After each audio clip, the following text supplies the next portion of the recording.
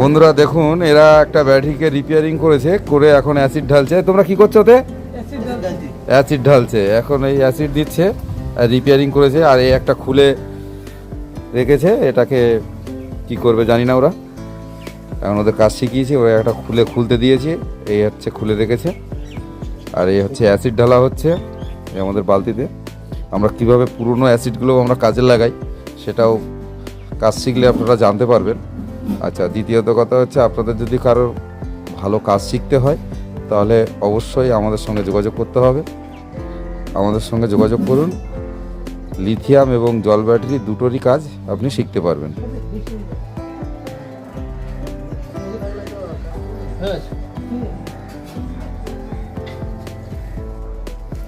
সবগুলাই হয়ে গেছে।